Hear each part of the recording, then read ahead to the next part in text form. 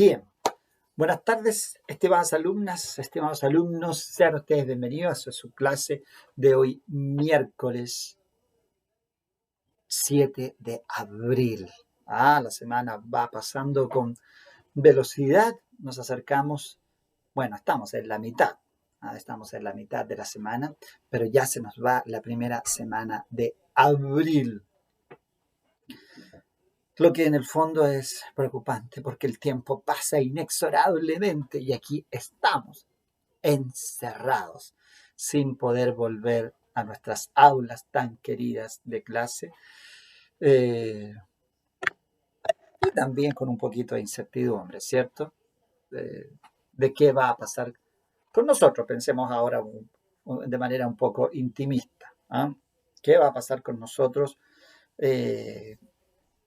Como instituciones, como universidad, como clase, alumno, profesor, porque a veces uno escucha. Ayer estaba en una reunión, se conversaba el tema y una abogada decía, bueno, pero al fin y al cabo esto se está instalando y esto llegó para quedarse. Se refería a las audiencias, a la audiencia de los tribunales, que uno ya se está acostumbrando a alegar de la corte a través del sistema de videoconferencia, a tener audiencias, que del todo no son malas, no digo que haya uno pudiera decir una descripción nefasta de lo que es una audiencia en términos de hacerla por plataforma. No, se pueden llevar a cabo, se realizan las intervenciones, obviamente que hay defectos técnicos muchas veces, pero se llega al punto final y eso es lo que las personas suelen decir. Al final se llega a la misma conclusión. Yo, sin embargo, creo que hay algunos aspectos de la audiencia que se pierden. Cuando se está en el formato presencial, sobre todo en la actividad nuestra, no digo que esto sea para todos válido, pero en la actividad nuestra, eh, la interacción física permite vislumbrar elementos que pueden ayudar a veces a desarrollar de mejor manera la audiencia. Sobre todo en las audiencias en que se produce prueba, porque o se produce negociación, porque se está observando, hay gestos del cuerpo, hay énfasis, hay visualización de mirada, juez, las partes, juez, testigos. Entonces, esos elementos que alguien podría decir, sí, son irrelevantes, sí, puede que sean irrelevantes, pero a veces ayudan mucho al resultado de una negociación. Por ejemplo, por decir eso, una cosa, o detectar si el testigo, por ejemplo, en una prueba de interrogación de testigo, el testigo está mintiendo. Pero en la pantalla baja mucho esas impresiones. Podría ser. Por ahí incluso se descubrió, no fue aquí en Chile, pero que una persona, por ejemplo, que era víctima de violencia intrafamiliar, tenía al agresor dentro de la misma casa, que estaba en otra habitación, en circunstancia que tenía orden de alejamiento. ¿Ven? O sea, son cosas que... Además uno tiene disciplina, uno va, llega a la hora, a su audiencia, está allí, presencial, en el tribunal, no sé. Tiene esos elementos que yo considero que son valiosos. O sea, nadie podría decir que asistir a un tribunal y conversar directamente con el cliente, interactuar con los jueces, no sea valioso. No sea valioso, yo creo que lo sigue siendo. El hecho de que tengamos una plataforma no significa que esta plataforma necesariamente lo de todos y tampoco hay que embellecerlas. Sí, son importantes, sirven a los propósitos, han ayudado mucho, pero eso no significa que la presencialidad, que es algo humano, si es algo humano, nosotros interactuamos personalmente, no deba regresar. Pienso que debe regresar, al menos es mi opinión. Bien, vayamos a lo nuestro. ¿Qué es lo nuestro? Precisamente un poco los defectos, ¿cierto? Aquí estamos hablando de los defectos que, en mi opinión, tiene el ir hacia un ejercicio profesional bajo la modalidad única y exclusivamente online, ¿no? Eh, Me acuerdo mucho, por ejemplo, solo recordando un detalle más, cuando en una interrogación de un testigo, el testigo al parecer estaba mintiendo, entonces le hacen una pregunta y, y el testigo mira al abogado así como para decir, ¿qué tengo que decir en esta parte? Ay, en esos casos algunos jueces son bastante estrictos. Le dice, señor, usted me tiene que contestar a mí, yo le estoy preguntando a usted, no tiene por qué mirar a su abogado, le decía una jueza en su oportunidad. Y otro juez, que también es famoso, ¿ah? Le preguntaba al testigo, a ver, ¿y usted qué sabe? ¿En verdad va a pasar los hechos aquí? ¿Cómo? Entonces, esa presencia del tribunal a veces le impone al testigo eh, esa necesidad de decir, voy a tener que decir la verdad. Pero por pantalla, las personas resisten mucho esto. Es como el papel cuando dice, no, si el papel resiste demasiado, bueno, la pantalla también resiste mucho. No me intimida el juez de partida, no me intimida. Puedo decir, ¿sabe qué? Me falló la cámara y listo, pues, se acabó. Bueno, son cosas. Estábamos hablando de los defectos, precisamente, y hoy día deberíamos hablar de eso, de los defectos que tienen los negocios jurídicos. ¿Ah? Porque así como la vida no es perfecta, así como las acciones humanas cotidianas suelen no ser perfectas, bueno, también cuando esas acciones humanas se refieren a la construcción de un acto jurídico, a veces tampoco son perfectas. Así que por lo tanto estamos hablando dentro de una situación de normalidad. El error es factible porque no vivimos en un mundo perfecto. Ahora, y fíjese con qué yo he partido. He dicho, el error es factible porque no vivimos en un mundo perfecto. Claro, porque precisamente el error es la primera circunstancia que puede alterar un negocio jurídico, un acto jurídico. Pude haberme equivocado en lo que yo creí que pretendía y no lo fue. ¿Ah? En su momento hablábamos de, por ejemplo, acabo de hablar con un cliente ahí con un problema que tiene en un contrato de arriendo. Y el problema tiene su base en que el arrendatario, que pretendía obviamente instalar allí eh, un negocio dedicado a la ferretería, se encontró con que, de acuerdo a la ordenanza de la municipal que regula ese sector de la comuna, no se pueden colocar ferreterías. Entonces, pero el cliente mío arrienda un local. Si usted quiere poner carne, quiere poner ferretería o quiere poner un bazar, es lo mismo. El objeto para él es arrendarlo. Pero el arrendatario no tomó esa precaución y entonces podríamos decir que se equivocó. Se equivocó porque efectivamente no puede llevar adelante su negocio. O sea, ¿en qué se equivocó? ¿Se equivocó en el contrato de arriendo? No, porque es arriendo. ¿Se equivocó en la cosa? No, porque quería un local. Pero hay una característica que él, en el fondo, hace valer y dice, bueno, pero es que no se puede arrendar para ferretería. Pero eso usted tendría que haberlo sabido antes, tendría que haberlo hecho el contrato. En fin, se produjo una equivocación. Si es válida o no es válida, si ese error puede llegar a una consecuencia dentro del sistema, porque no todos los errores pueden llevar a anular los actos.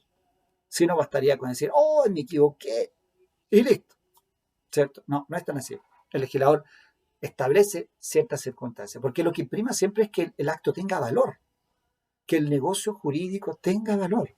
Los actos jurídicos se celebran para producir eficacia. De hecho, si uno analiza ahí, después lo van a ver más adelante, las reglas de interpretación de los contratos, precisamente dice, las cláusulas de los contratos deben interpretarse en el sentido que produzcan eficacia, porque lo que tiende el ordenamiento jurídico es a valorar la eficacia de los actos, no a que se celebren actos nulos todos los días. Bueno, pero esa es una posibilidad. ¿Y qué pasa? ¿Qué pasa si en verdad el acto yo no lo quería celebrar y me vi forzado a celebrarlo? ¿Es válido? La fuerza en el derecho, en el último tiempo, yo diría, ha ido cobrando cobrando víctimas que han ido a la vez permitiendo aclarar, pero también hemos visto cómo ha ido evolucionando. Porque si ustedes me preguntan, en la equivocación, en el error, obviamente hay buena fe. Nos equivocamos, tú, yo, ambos.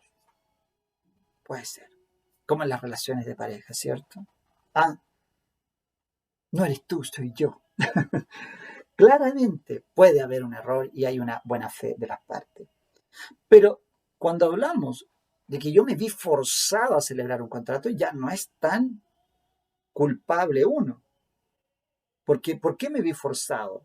Porque el otro a lo mejor me llevó a esta situación, me arrastra a este punto. Y el que me fuerce es válido. Existen fuerzas legítimas en el derecho.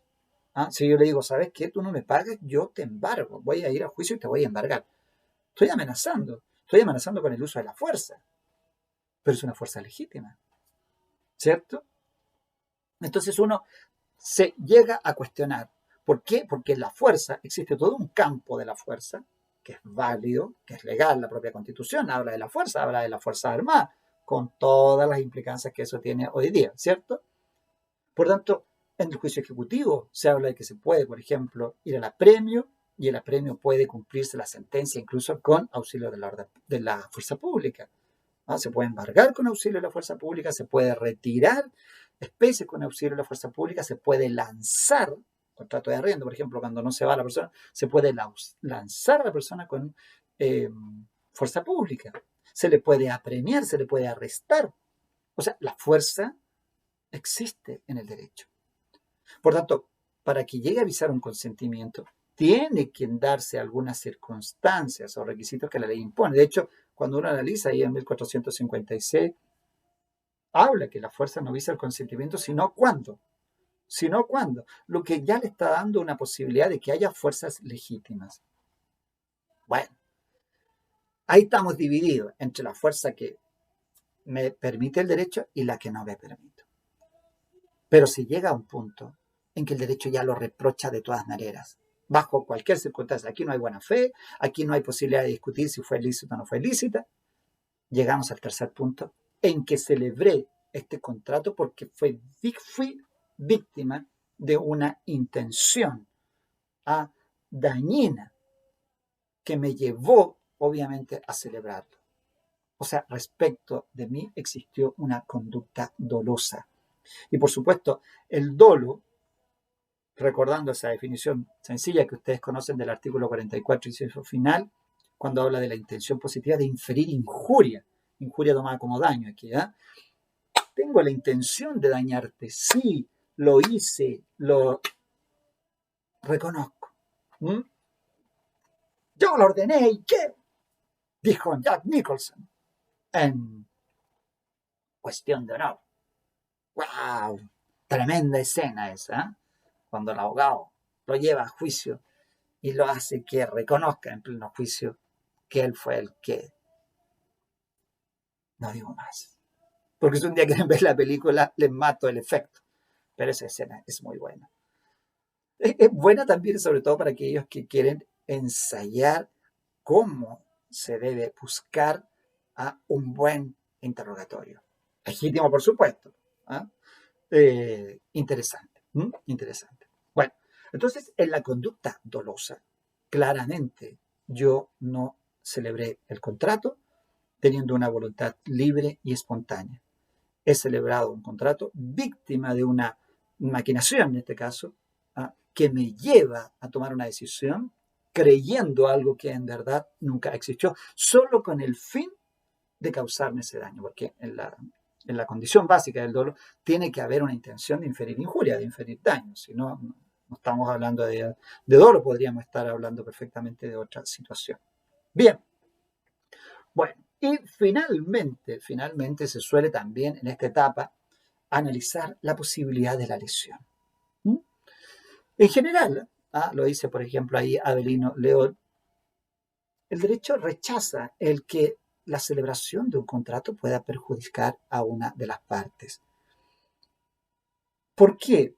Hay de fondo, y ustedes lo han estudiado ya en los cursos de primer año y en los principios, sobre todo cuando se estudian los principios del derecho, que el derecho rechaza el que otra persona se enriquezca a costa de otro que se ve perjudicado, que se ve empobrecido. Bueno, o a veces sin causa, ¿no? Tomando un poco el enriquecimiento sin causa en sentido objetivo. Entonces, hay instituciones que se van generando dentro del derecho que buscan reparar ese desequilibrio, como podría ser, por ejemplo, perfectamente una indemnización de perjuicio que busca reparar un daño, como podría ser, por ejemplo, el pago de lo no debido, que alguien se está enriqueciendo efectivamente y entonces busca la restitución, pero también la lesión está inserta dentro de este cumplimiento o proyección del principio de la proscripción o rechazo al enriquecimiento sin causa. ¿Por qué? Porque aquí el contrato tiene un desequilibrio. Por ahí dicen los autores una desproporción notable en el equilibrio de las prestaciones. Bueno, si eso se da, efectivamente hay que ver si en nuestro sistema permite llevar a la nulidad del acto, que es, por eso lo dejamos para el final, porque tiene una discusión o debate doctrinario allí. ¿Ven? Entonces, si nosotros hablamos de vicios, que vamos a entender que son circunstancias externas al acto que afectan el libre y espontáneo consentimiento, que afectan la libre y espontánea voluntad. Son circunstancias que obviamente provienen desde fuera del acto. El acto no tiene en sí mismo un vicio, pero por efecto del error, por efecto de la fuerza, por efecto del dolo, se genera entonces el que la voluntad o el consentimiento no hayan quedado expresados de manera libre y espontánea. Eso es entonces un vicio. El primero de los vicios, nosotros vamos a colocar aquí 1451, porque de esa manera el Código Civil circunscribe de inmediato. Podrían existir otras circunstancias que pudiesen alterar la voluntad.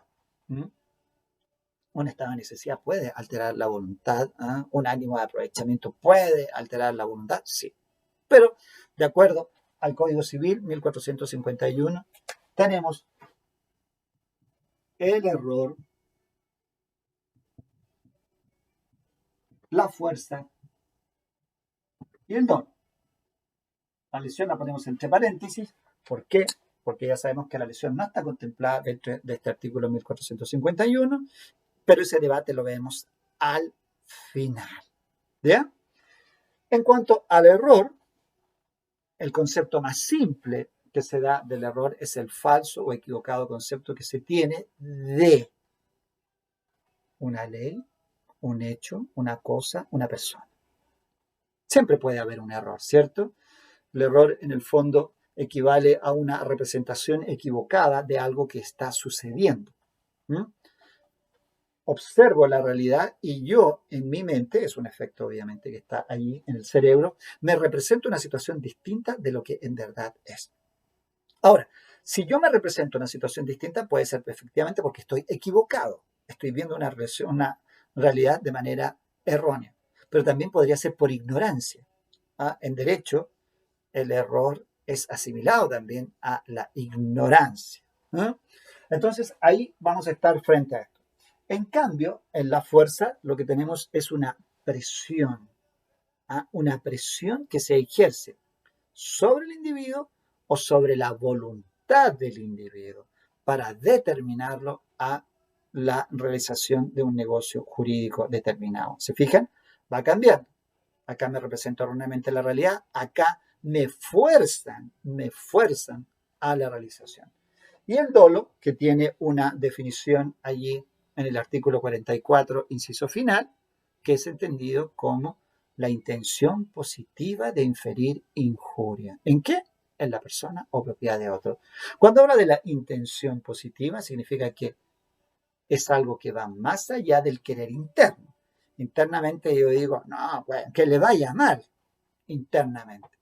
Otra cosa es que yo despliegue conductas que efectivamente logran el que otra persona lo pase mal. Entonces, Ahí es donde está la intención positiva, la intención que va más allá del fuero interno y que va al fuero externo. ¿Con el fin de qué? De causar daño. ¿De causar daño dónde? ¿En la persona o en la propiedad de ese otro? Vayamos entonces ahora a analizar el primero de estos vicios del consentimiento, que es el error.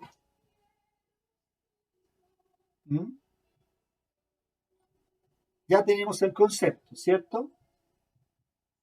Falso, equivocado concepto que se tiene de una ley, de un hecho, de una cosa, de una persona. Bueno, pero en la definición de inmediato ustedes se dan cuenta que se produce o se puede producir una división. Porque no es lo mismo que me equivoque en una ley a que me equivoque respecto a una persona o me equivoque respecto de un hecho, ¿cierto? Bueno, bajo esa perspectiva, dividiendo el concepto, me queda que vamos a encontrar dos tipos de error. El primero es el error de derecho, que de inmediato nos advierte el 1452 que el error sobre un punto de derecho no vicia el consentimiento. De manera que ninguna persona podría alegar que desconocía la ley y que por esa razón dio su consentimiento equivocadamente. Como si yo, piensen ustedes, a propósito de que nosotros tenemos ahora consagrado la interrupción voluntaria del embarazo. Un médico celebra un contrato de prestación de servicios médicos con una paciente. La paciente le dice, ¿sabes qué? Quiero interrumpir este embarazo porque no me encontraba preparada para llevarlo adelante, por ejemplo. Entonces, viene el médico y le dice, perfecto, vamos a fijar una hora, vamos a tal centro médico, tal día, vamos a pedir quirófano para hacer la intervención. Bueno, esto tiene valor de honorario porque hay que pagar el centro médico, tenés que pagar mis honorarios, se hace un contrato y después se presenta el problema. El problema es decir, ¿saben qué? Aquí en este contrato, esto no se puede hacer. ¿Por qué no se puede hacer? Porque técnicamente la interrupción voluntaria del embarazo solo se da en 3 causales, que las contiene la ley. Y dentro de esas no está la simple decisión personal, no respetada por supuesto, que diga no puedo o no quiero llevar adelante este embarazo. Entonces el contrato se estarían justificando en el error precisamente basado en la ley. Obviamente que este contrato no va a prosperar, pero no va a prosperar porque las personas digan que ignoraban la ley, porque obviamente ese error sobre el consentimiento sería absolutamente inaceptable. Aquí este contrato no va a prosperar porque adolece de objeto ilícito, ¿no? Pero bueno, ahí para que ustedes vean que a veces alegar una situación no tiene futuro cuando se está alegando error de derecho. El error de derecho, y ustedes saben claramente, se basa en una presunción, que es la presunción de los artículos 7 y 8 del Código Civil, que establecen que una vez que la ley ha sido publicada en el diario oficial, será obligatoria para todos, entra en vigencia, es obligatoria para todos, y nadie puede alegar ignorancia de ella una vez que ella ha entrado en vigencia, como dice el artículo 8. Bueno, entonces, en el fondo son dos normas que se complementan. Esto no permite el error porque no se permite alegar desconocimiento de la ley. Crearía una situación de inseguridad máxima, ¿cierto? Las personas finalmente todas podrían alegar, es que yo no sabía que el contrato de arriendo implicaba que tenía que pagar la renta, obviamente. O sea, podríamos decir que absolutamente todo es discutible. La seguridad y la certeza se basan en esta presunción de conocimiento de la ley. Yo sé que esto en penal tiene una visión distinta. Algunos hablan de conocimiento efectivo y de no de conocimiento presunto, pero cuando lleguen a penal, ahí van a ver si en verdad es tan aplicable para el que ejecuta una acción típica, si puede, de hecho, fíjese que el apellido que le pongo yo, acción típica, puede alegar ignorancia o error de tipo. Pero bueno, son cosas de penal, no nos metamos en Honduras porque podemos salir trasquilados como la oveja. Bien, también se suele mencionar aquí que pareciera haber una excepción, que se puede alegar error de derecho para viciar un consentimiento, por ejemplo, el consentimiento del pago. El pago es un acto jurídico que está destinado a extinguir una obligación. Bueno, por lo tanto, como todo acto jurídico, se emite una voluntad. ¿Qué pasa si hay error en esa voluntad? ¿Qué pasa si hay un error de derecho? Deme un segundito que está produciéndose la descarga de energía. ¿Dónde está el cargador? Acá. Ay, Dios mío, esto. Cuando estamos en clases presenciales, la única descarga de energía es la personal, pues cuando ya lo único que queremos es ir al casino a tomarnos un cafecito o a almorzar o a tomar once. Me acuerdo los tiempos del casino, donde uno comparte allí, convive con los alumnos. Ven, eso no se logra con las plataformas. Mientras que si estuviéramos en vivo, allá compartimos en el casino, se encuentran los profesores, se encuentran los funcionarios, la gente que trabaja en la universidad y uno comparte, dialoga. Qué bonito, ¿eh? Bueno, a confiar de que en algún minuto volveremos. Entonces, decía yo, para algunos pareciera, porque todos los profesores corrigen y dicen, no es una excepción, pero pareciera que cuando yo pago, podría estar cometiendo un error al pagar. Entonces, ese error podría viciar el consentimiento. Bueno, se suele decir allí que, por ejemplo, en el pago de lo no debido, del que da lo que no debe, no se presume que lo dona. Si mal no recuerdo, el 22.299, corroboremos para que no nos equivoquemos. ¿Por qué? Porque podría decir, bueno, pero que usted sabía que estos pagos no se debían hacer o si se debían hacer, así que ahora está obligado simplemente a aceptar. No, no es tan así, ¿cierto? Acá está. Del que da lo que no debe, no se presume que lo dona, a menos, ¿ve? Ahí algunos tienden a creer que hay una excepción, a menos de probarse que tuvo perfecto conocimiento de lo que hacía tanto en el hecho como en el derecho. Según el profesor Peñalillo, en el fondo, esto sigue la misma idea, corroborar el respeto al derecho. Aquí se hizo un pago que no debió hacerse porque la ley efectivamente ordena un tipo de pago y el pago fue hecho fuera de esa hipótesis legal. Entonces, por lo tanto, se debe restituir. Y ahí el impedimento es, en el fondo, no es el derecho, al contrario, el derecho lo que hace es que se respete el derecho del que pagó para que efectivamente se restituya. ¿Qué es lo que pasa todos los años después de este mes? Pues estamos en abril y ya el próximo mes empieza la devolución de impuestos. ¿Por qué empieza la devolución? Porque hay pagos que se han dado en exceso. Se pagó el 10%, el 11%, que es casi hoy día, de los honorarios durante todo, pero usted no pagó el 11%, usted pagó el 13%.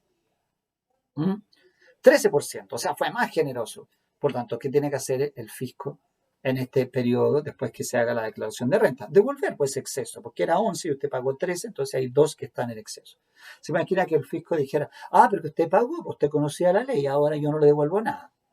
Sería un enriquecimiento ilícito de inmediato. Por esa razón, no se presume que lo que el contribuyente está dando lo esté donando. Se equivocó. Efectivamente, y no hay razón en el derecho que permita amparar que el Estado se quede con ese dinero. El Estado debe restituir ese dinero. Por lo tanto, se mantiene la idea de la protección al derecho y al conocimiento del derecho. Bien, bueno, fuera entonces de esta situación, entramos al análisis del otro tipo de error, que es el error de hecho. Aquí este falso o equivocado concepto se tiene sobre un hecho, sobre las cosas.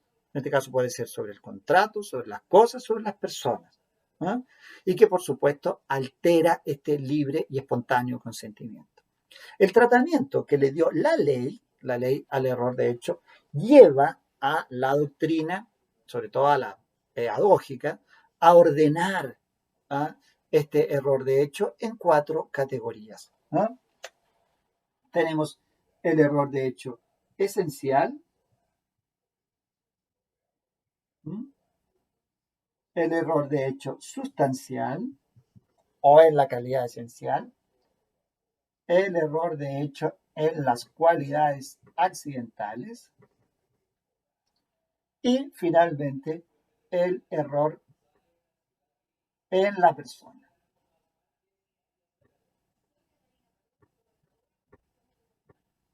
¿Mm? El error en la persona. Se fijan, entonces, estas 4 categorías de error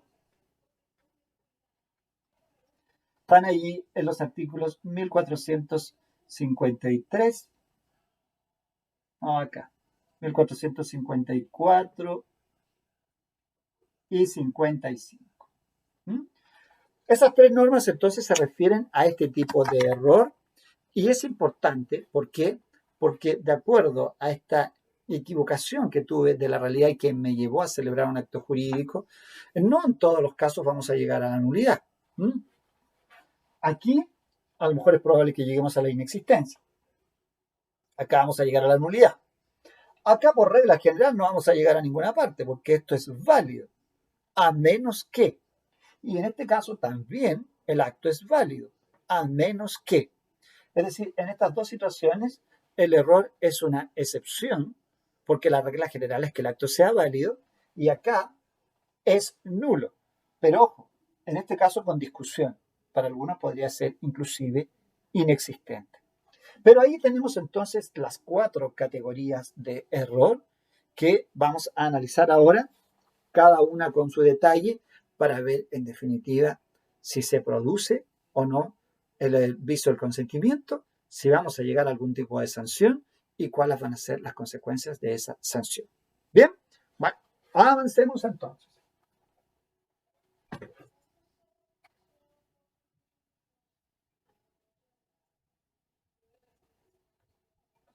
Menos mal que ya el efecto del lápiz se va pasando porque estaba nuevo, entonces dejaba todo sucio el pizarrón.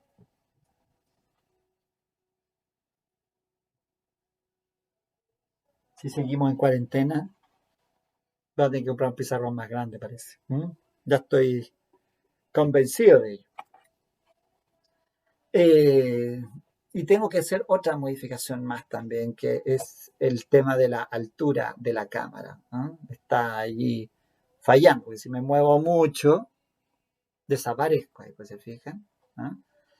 Eh, y capaz que tenga que comprar cámara HD para mejorar entonces la, la resolución, que también me he dado cuenta que eso influye, porque a veces el video, eh, el que sube a YouTube es bastante claro, pero los videos que suben a las plataformas con las otras, como el Zoom o Colabore, la resolución no es muy buena, no es muy buena. ¿No? Bueno, a mí me favorece porque no se me ven las arrugas. ¿Ven? Estoy preocupado igual que la gente de televisión. Cualquier día tengo que sacar las patas de gallo antes de ir a cámara. No, antes de eso vamos a volver a clases. Ah, antes, quiero que me vean envejecer presencialmente y no a través de un video. Bien, vayamos entonces ahora al análisis del primero de estos errores de hecho, que es el error esencial.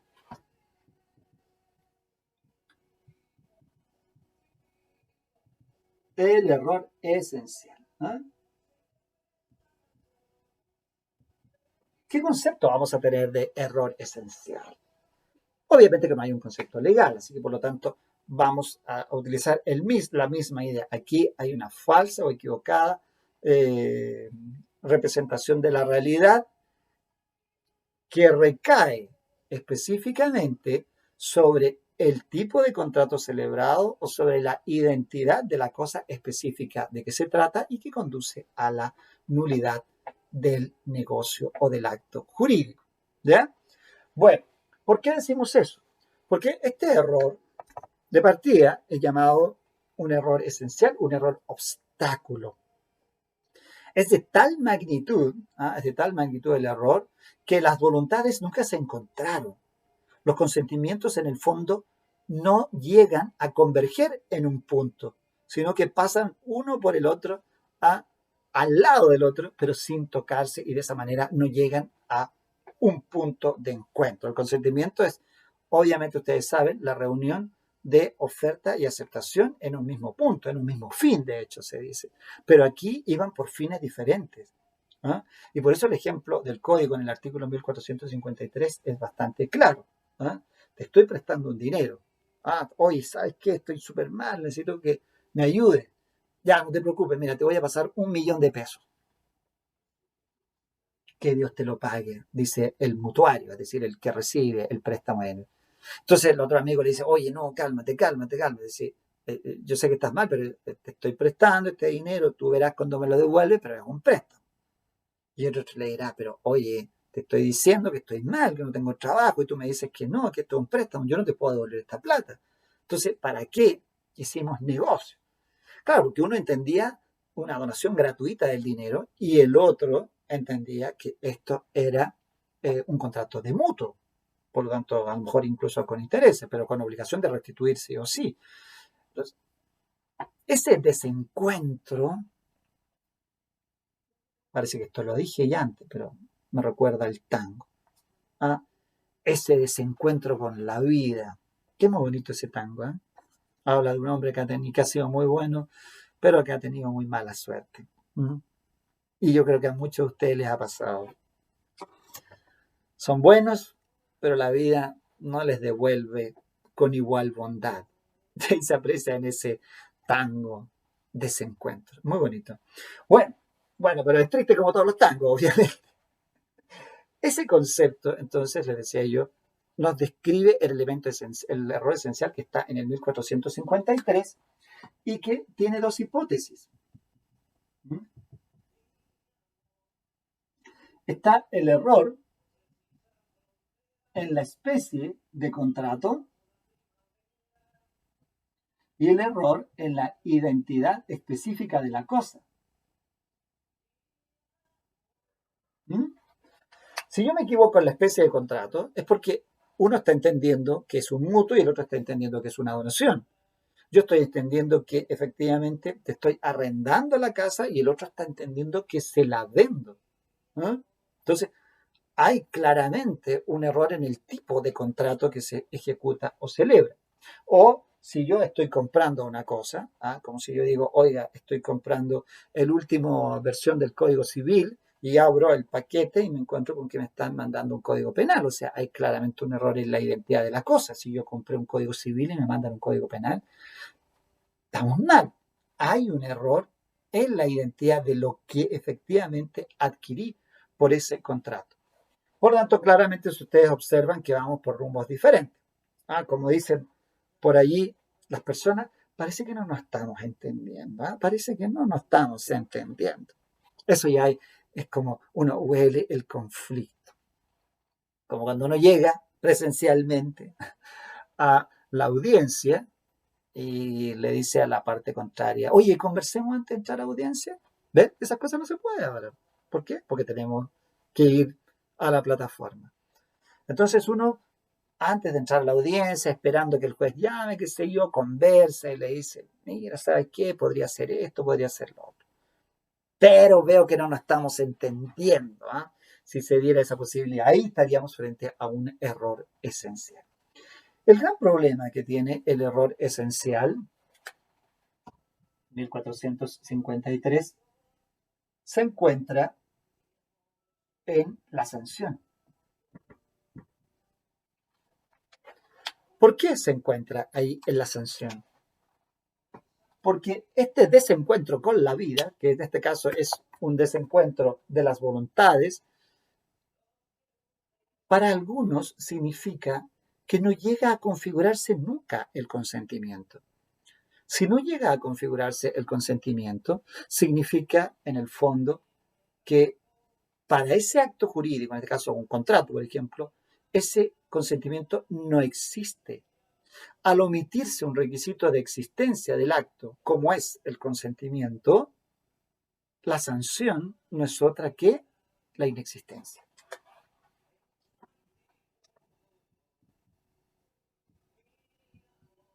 ¿Ven? Inexistencia. No se configura porque falta un requisito que le da existencia al acto. ¿Cuál es? El consentimiento. Pero allí obviamente irrumpe toda la teoría y el debate doctrinario que dice que la inexistencia no fue una sanción contemplada por el legislador y que por lo tanto la única sanción posible cuando se omite un requisito de validez del acto en conformidad al artículo 1444 y 1445 es la nulidad absoluta, como indica el artículo 1682. ¿Ah? Entonces, en ese caso sería la nulidad absoluta, tomando en cuenta el artículo 1444, que habla de los elementos esenciales, el 1445, que señala que dentro de los elementos esenciales está el consentimiento, y el 1682, que señala que la omisión de un requisito exigido en consideración a la naturaleza del acto es conducente a la nulidad absoluta. Pero, todavía está otra opción más, que la sanción sea la nulidad relativa. Aquí los argumentos son un poco más extensos, entre ellos Carlos Ducci los menciona. Señala en primer lugar que el artículo 1455, 1454, en su parte inicial, en la redacción del artículo, señala que el error, de hecho, vicia a sí mismo. Vicia a sí mismo. El artículo 1454 es error sustancial y está claro y no hay duda que la sanción es la nulidad relativa. Entonces, ¿por qué el legislador partió diciendo vicia a sí mismo? Porque el de arriba, el de 1453, también es nulidad relativa. Por eso pudo decir vicia a sí mismo, es decir, de la misma manera que vicia arriba, nulidad relativa, vicia acá, abajo, en el 1454. Un argumento de ubicación y de gramática, por decirlo así, del uso de los términos. Gramática, ustedes no tienen ni idea qué es eso, el lenguaje, como se usa ahora en los colegios. También está el artículo 1691, que señala que el plazo que se tiene para intentar la acción de nulidad relativa, en el caso de error sin distinguir, se cuenta desde la celebración del contrato. Si dice en caso de error, sin distinguir ninguno de los 4 tipos de error, sino que cualquiera de ellos, se cuenta desde la fecha de celebración del contrato. Lo que está diciendo es que para el error, cualquiera que sea, la sanción es la nulidad relativa.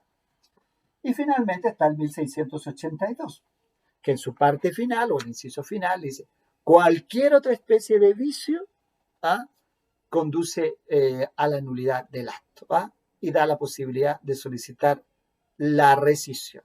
En este caso, de solicitar nulidad relativa. La regla general, según el 1682, frente a cualquier especie de vicio, es la nulidad relativa. Por lo tanto, si el error no tenía el error esencial, no tenía una sanción especial, tenemos que aplicar la regla general por 1682. ¿Ven? Entonces, como ustedes pueden apreciar, tenemos 3 posibilidades. Podemos aplicar inexistencia, podemos aplicar nulidad relativa, podemos aplicar nulidad absoluta.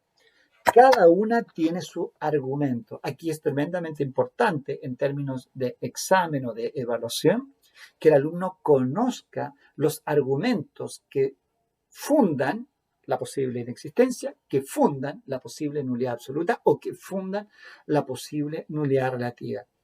En derecho y en el ejercicio jurisprudencial, que tiene tendencia a primar la nulidad relativa, no así en la doctrina que tiende a primar la nulidad absoluta.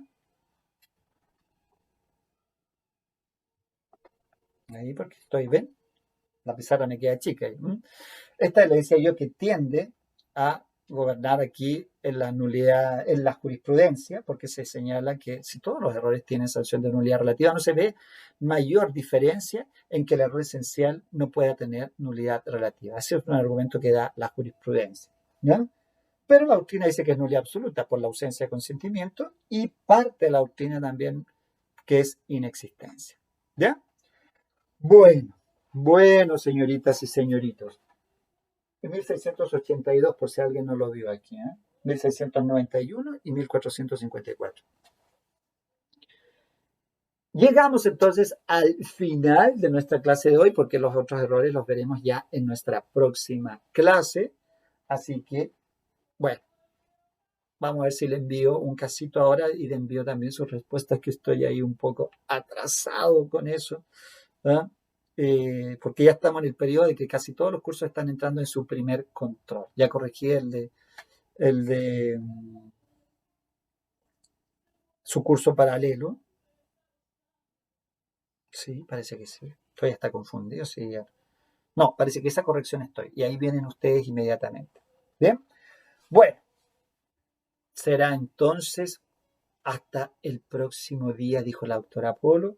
Mientras tanto, edúquese lo más que pueda. Recuerden que la próxima semana les voy a avisar para los efectos de tener una clase presencial. No sé si va a ser el martes o el miércoles, pero les voy a dejar dicho con anticipación para que ustedes también se programen. Bien, seguir cuidándose para que en definitiva el personal del área de salud pueda descansar en algún minuto. ¿Mm? Nos vemos, que esté muy bien.